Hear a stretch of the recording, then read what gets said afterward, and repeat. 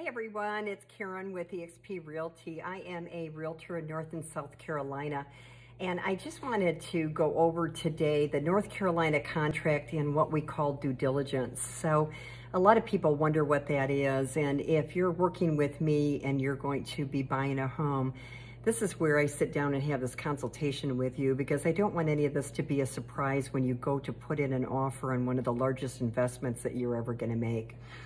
So when you put in an offer to purchase, which is called the contract in North Carolina, there's a period called due diligence. And in North Carolina, and this is different in different states, not everybody has a fee for the due diligence. And in North Carolina, there's a fee for due diligence that says, Mr. Seller, I am giving you this money to investigate your property with this offer that's executed, right? And so during that period of time, that money is put towards the purchase if you go forward with it. But if you don't go forward with it, the due diligence money is lost. And so with that being said, what happens here is when the market is very competitive, people are going in with really high due diligences because that's what's getting them the offer. But as a buyer's agent, we have to protect you as well. And so if you in fact put in a large due diligence and then you go through the investigation of the property and you find that you don't like the inspections and all these different things, then you are literally losing that money. So that large amount of money plus the inspections could be lost. So I just wanted to do a brief explanation of what due diligence actually means. And so now I just want to go into, in North Carolina, the due diligence, what does it include? And when you're investigating the property, what are you actually investigating? So I want to go over that today. So the first thing is, these are all costs that are going to be for you, the buyer. And so the first thing that you're going to do, which is recommended, and you can do none of this or all of this. We're always going to recommend that you do it though, but we always say to get a general inspection. So when the general inspection happens, then the licensed professional goes through the entire home, and they usually end up giving us a 45 to 70 page document, just depending on you know, how big the home is and all the different things that the home has to offer. So I'm going to go through all these different items, and there's a lot, so this is going to be a longer video. We're going to start with the general inspection, and then they're going to go through everything. They're going to kind of look at the structure, they're going to look at the HVAC, and some people say, what the heck is HVAC? Well, HVAC is the heating, ventilation, and air conditioning. So it's your heating and air conditioning unit. They go through that, but they are not licensed HVAC inspectors. So if they see anything that's off with the equipment that they use to determine the differentials in the heat and the air conditioning, then they will make a note to say that we feel that a further inspection needs to be made from an licensed HVAC company. The licensed HVAC companies can open up the units and go in. A general inspector can't, just so that you know that. So that's the difference with an HVAC on a general inspection. So then if they're looking at the general inspection and they see in the foundation any cracks that seem to be substantial, or say I had an inspection once and it was a full brick home, and they noticed that there seemed to be a lot of cracks throughout the grout in the brick throughout the home. So when they see that, then they're like, well, why is this occurring? Maybe the structure is off. So then they might recommend having a structural engineer come in, and their specialty is just to look at that, okay? So we've got, let's back up. We've got the general inspection. They'll look at the structural. They'll look at the HVAC. In the South, we have termites. And so you definitely want to get a termite inspection unless the home has a bond on it. But even with that, that's like a check, double check. And then radon, which is very important. And in our area here in Charlotte and surrounding areas, we seem to have a lot of radon, which is a odorless gas that can literally kill you. So if the amounts are too high, you definitely want to know that, because you do not want to have children in the house, yourself in the house. You wouldn't know that these gases exist. So That usually it's under $200 is the best $200 you'll ever spend. Some homes, depending on the year, could have lead-based paint, and you want to investigate that. A survey is your option to do, and just so that you know, the attorney in our state, we're not a title company state, we're an attorney state when it comes to closing, so the attorney orders the title work. What is title work? Well, title work is when they go to check to make sure that there's no liens on the property. And so they want to go back and make sure that there's no liens on the property. And then what they end up doing with that is then they end up insuring the property with a separate title insurance policy. So if you're paying for cash, you don't have to pay for this. If you're doing a mortgage, the lender wants their part covered, but they also recommend that you get the owner's policy as well, which covers the difference.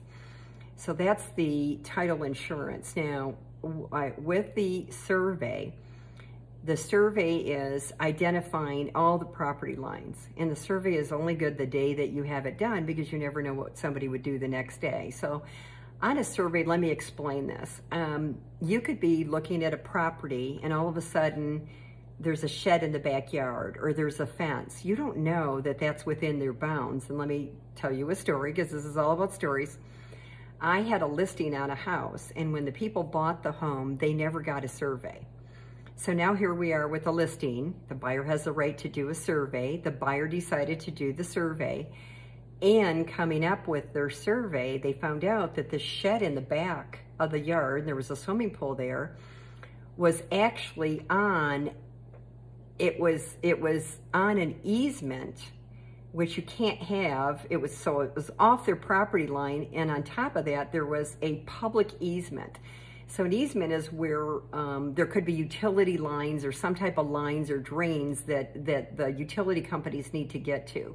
And so if that easement is on your property, it basically says nothing can be put in that easement. And so not only did they not check that, but they upgraded it, and they added electricity and plumbing. So they put all this money into it to find that the person buying their home finds that this is kind of illegal in a way.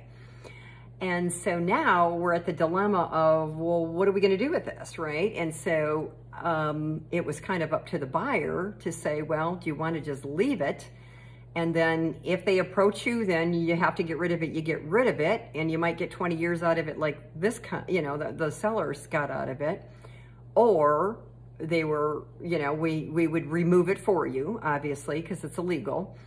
And so these are the different things that come up. And so with a survey, you want to know if that fence line is on your property.